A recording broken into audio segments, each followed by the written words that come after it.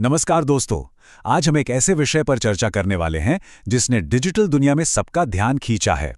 आज का ये विश्लेषण एक तस्वीर पेश करेगा, the blueprint for rapid YouTube growth.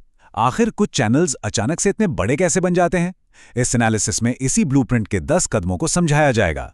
तो चलिए बिना वक्त गवाए सीधे मुद्दे पर आते हैं। ये एक ऐसी सच्चाई है जो हर नए क्रिएटर को कभी ना कभी छुपती जरूर है। जब घंटों की मेहनत होती है, एडिटिंग एकदम टॉप नॉच होती है, पर जब रिजल्ट का वक्त आता है तो डैशबोर्ड पर सिर्फ वही 100-200 व्यूज अटक जाते हैं। ये फ्रस्ट्रेशन बहुत आम बात है। हमारा सोर्स मटेरियल इस कोर डिलेमा को वैलिडेट करता है। सिर्फ मेहनत करना या हाई क्वालिटी कंटेंट बनाना ही काफी नहीं है। एक मिसिंग लिंक है जिसे आइडेंटिफाई करना बेहद जरूरी है। इस मिसिंग लिंक को पकड़ने के लिए एक वीडियो का लाइफ साइकिल ब्लूप्रिंट समझना होगा।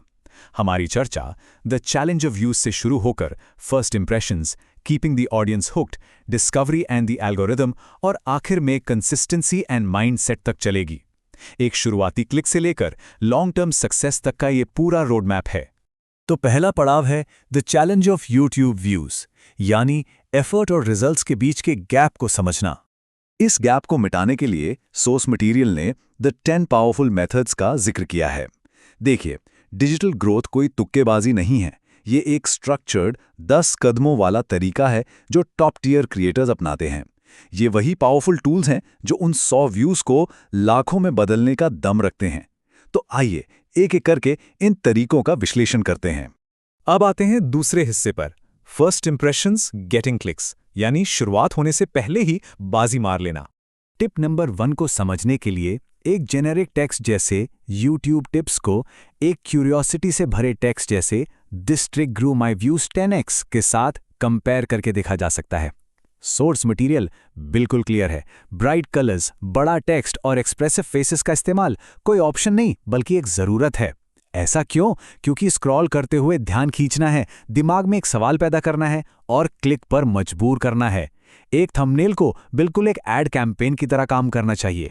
और सिर्फ थंबनेल ही नहीं, टिप 2 बताता है कि टाइटल भी बोरिंग नहीं होना चाहिए, जैसे हाउ टू इंक्रीज व्यूज।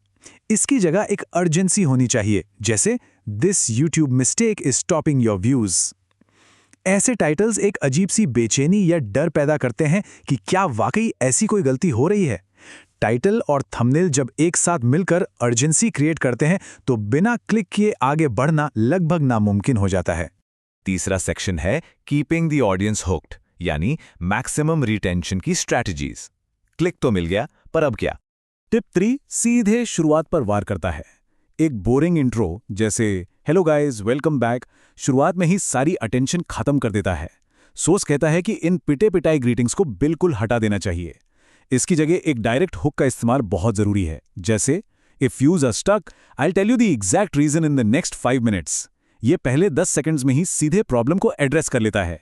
एक स्ट्रॉन्ग रीजन मिल जाता है कि आखिर आगे क्यों देखा जाए। एक बार ध्यान खींच गया तो उसे बरकरार रखने के लिए टिप 4 एक पावरफुल ऑडियंस रिटेंशन चेकलिस्ट पेश करता है।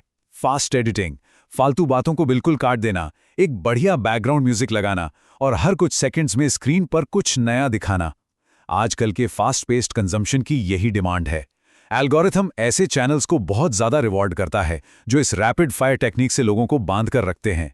एनर्जी हाई रखनी है और बोर होने का एक भी मौका नहीं देना है। आगे बढ़ते हैं चौथे सेक्शन पर, डिस्कवरी एंड द एल्गोरिदम, यानी अपने कोर ऑडियंस से बाहर निकलकर रीच बढ़ाना। यहाँ टिप 5 का लॉजिक बड़ा ही सीधा सा है। जो लहर पहले से उठ रही है बस उसकी सवारी कर ली जाए।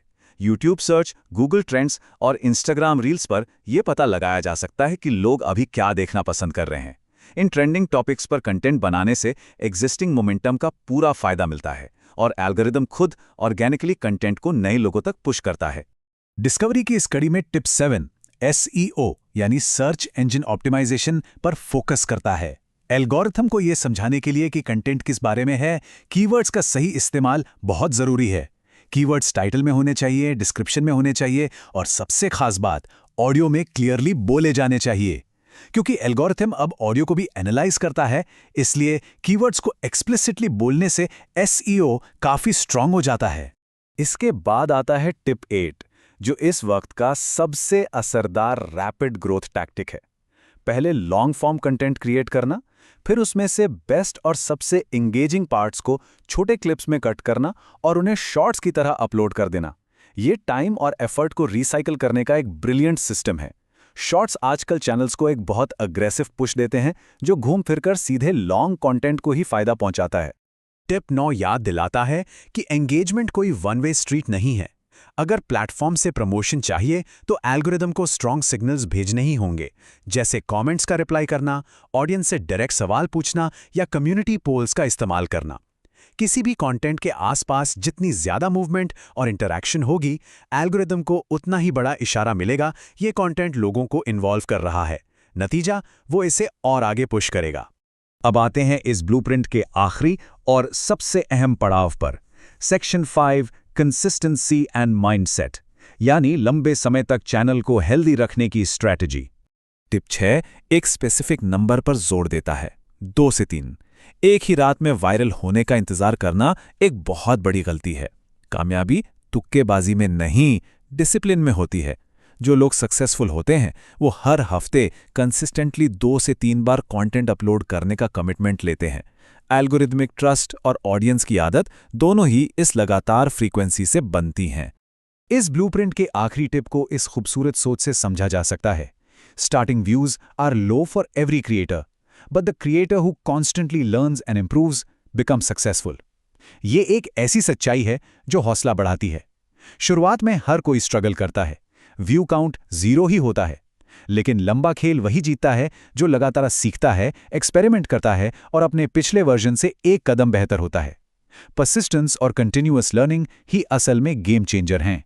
इस विश्लेषण के अंत में सोर्स मटेरियल एक बहुत ही जरूरी और थोड़ा प्रोवोकेटिव सवाल सामने रखता है। What topic is the channel about? इस ब्लूप्रिंट के सारे टूल्स मौजूद हैं, तरीके पता हैं, लेकिन सबसे पहले एक नीचे और क्लियर टॉपिक डिफाइन करना होगा। जब तक दिशा तय नहीं होगी, रफ्तार का कोई मतलब नहीं। तो इस बारे में सोचना बहुत जरूरी है। एक ठोस दिशा तय करनी होगी और इन स्ट्रैटेजीज का सही इस्तेमाल करके